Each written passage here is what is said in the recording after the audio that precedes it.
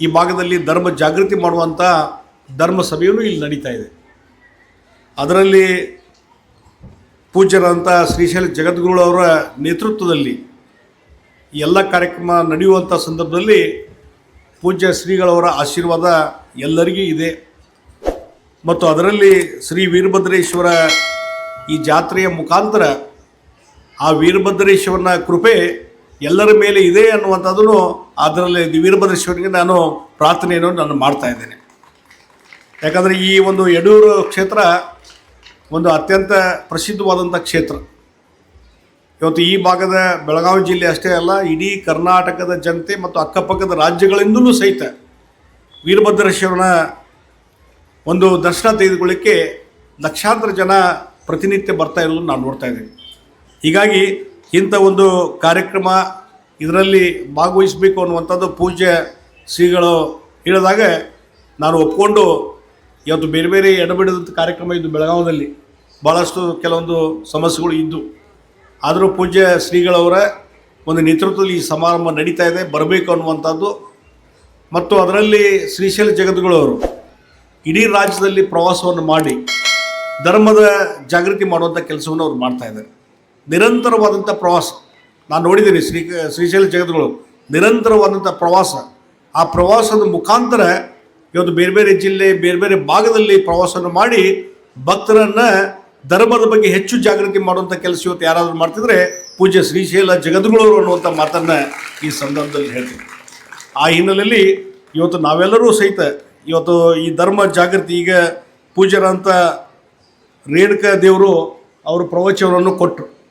ಭಾಳಷ್ಟು ಗುರುವಿನ ಬಗ್ಗೆ ಭಾಳಷ್ಟು ಮಾರ್ಮಿಕವಾಗಿ ಹಲವಾರು ವಿಚಾರಗಳನ್ನು ಪೂಜ್ಯರಂಥ ರೇಣುಕಾ ದೇವರು ಪ್ರವಚನದಲ್ಲಿ ಹೇಳಿದ್ದು ನಾವು ನೋಡಿದಾಗ ಧರ್ಮದ ಬಗ್ಗೆ ಗುರುಗಳ ಬಗ್ಗೆ ಏನೊಂದು ನಮ್ಮ ಸಂಬಂಧ ಇದೆ, ಯಾವ ರೀತಿ ಆ ಒಂದು ಗುರು ಭಾವನೆ ಇಟ್ಕೊಂಡು ನಾವು ಕೆಲಸ ಮಾಡಿದಾಗ ಏನೇನು ಜೀವನದಲ್ಲಿ ಸಾಧನೆ ಮಾಡ್ಬೋದು ಅನ್ನುವಂಥದ್ದನ್ನು ವಿಚಾರವನ್ನು ಭಾಳಷ್ಟು ಪರಿಣಾಮಕಾರಿಯಾಗಿ ಅವರು ಹೇಳಿದರು. ಆ ಹಿನ್ನೆಲೆಯಲ್ಲಿ ನಾನು ಹೇಳುವಂಥದ್ದು, ಇವತ್ತೇನೋ ಜಗತ್ತಿನಲ್ಲಿ ಭಾರತ ದೇಶಕ್ಕೆ ಒಂದು ಗೌರವದ ಸ್ಥಾನ ಇದೆ. ಬೇರೆ ಬೇರೆ ದೇಶಗಳ ಪಾಶ್ಚಾತ್ಯ ಸಂಸ್ಕೃತಿ ನಾವು ನೋಡಿದ್ದೇವೆ, ಬೇರೆ ಬೇರೆ ದೇಶಗಳ ಒಂದು ಸಂಸ್ಕೃತಿ ನಾವು ನೋಡಿದ್ದೇವೆ. ಆದರೆ ಭಾರತ ದೇಶಕ್ಕಿರುವಂಥ ಒಂದು ಸಂಸ್ಕೃತಿ ಪರಂಪರೆ ಬಹುಶಃ ಜಗತ್ತಿನ ಯಾವುದೇ ದೇಶದಲ್ಲಿಲ್ಲ, ಅದು ಕೇವಲ ಭಾರತ ದೇಶದಲ್ಲಿ ಮಾತ್ರ ಇದೆ.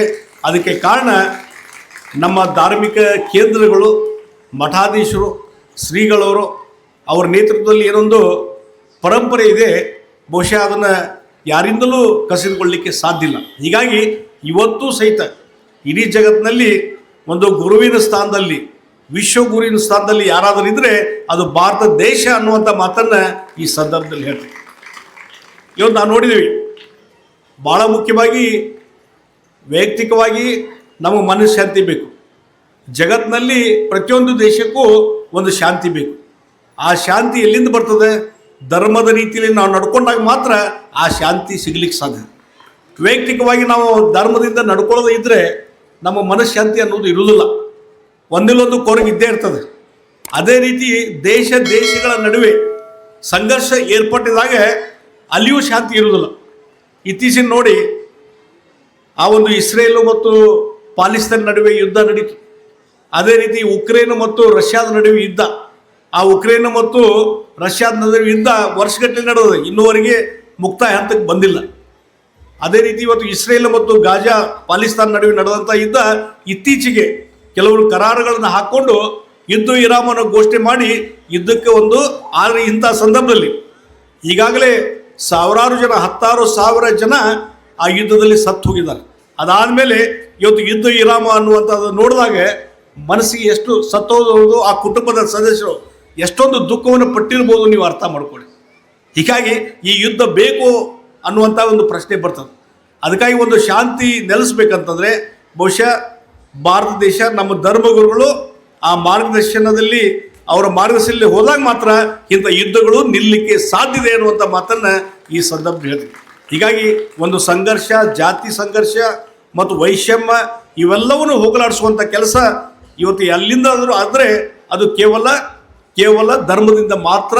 ಅದು ಧರ್ಮ ಉಳಿದಿದ್ರೆ ಅದು ಭಾರತ ದೇಶದಲ್ಲಿ ಉಳಿದಿದೆ ಅನ್ನುವಂಥ ಮಾತನ್ನು ಈ ಸಂದರ್ಭದಲ್ಲಿ ಹೇಳ್ತೀನಿ. ಆ ಹಿನ್ನೆಲೆಯಲ್ಲಿ ಇವತ್ತಿನ ಒಂದು ಧರ್ಮ ಸಂದೇಶ, ಒಂದು ಶಾಂತಿ ಮತ್ತು ತ್ಯಾಗ ಮತ್ತು ಗುರುವಿನ ಮಾರ್ಗದರ್ಶನದಲ್ಲಿ ನಡೆಯುವಂಥ ಕೆಲಸ ನಾವು ಮಾಡಿದಾಗ ನಮ್ಮ ಜೀವನದಲ್ಲಿ ಒಂದು ಬದಲಾವಣೆ ತರಲಿಕ್ಕೆ ಸಾಧ್ಯತೆ, ಒಂದು ಜಗತ್ತಿನ ಸಮಾಜದ ವ್ಯವಸ್ಥೆಯಲ್ಲಿ ಬದಲಾವಣೆ ತರಲಿಕ್ಕೆ ಸಾಧ್ಯತೆ. ಆ ಕೆಲಸ ಆಗಬೇಕು ಅನ್ನುವಂಥ ಮಾತನ್ನು ಈ ಸಂದರ್ಭದಲ್ಲಿ ಹೇಳಿ, ಇವತ್ತೇನು ಮಹಾರಥೋತ್ಸವ ಕಾರ್ಯಕ್ರಮ, ಬಹುಶಃ ನಾನು ಬೆಳಗಾವಿ ಲೋಕಸಭಾ ಸದಸ್ಯನಾದಮೇಲೆ ಇಡೀ ಬೆಳಗಾವಿ ಲೋಕಸಭಾ ಕ್ಷೇತ್ರದಲ್ಲಿ ಪ್ರವಾಸ ಮಾಡಿದ್ದೀನಿ.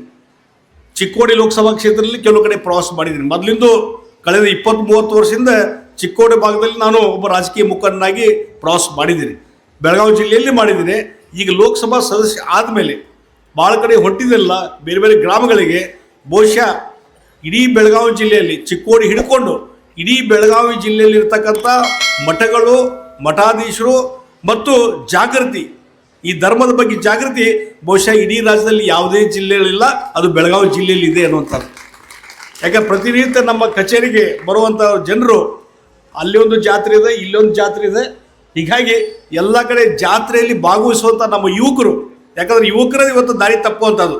ನಮ್ಮ ಯುವಕರು ಸಹಿತ ಈ ರೀತಿಯಾದಂಥ ಧಾರ್ಮಿಕ ಕಾರ್ಯಕ್ರಮಗಳಲ್ಲಿ ಸಕ್ರಿಯವಾಗಿ ಭಾಗವಹಿಸಿ ನೋಡಿದರೆ, ಅದೇ ರೀತಿ ನಡೆದುಕೊಂಡ್ರೆ ಬಹುಶಃ ಸಮಾಜದಲ್ಲಿ ಭಾಳಷ್ಟು ಬದಲಾವಣೆ ಆಗಲಿಕ್ಕೆ ಸಾಧ್ಯ.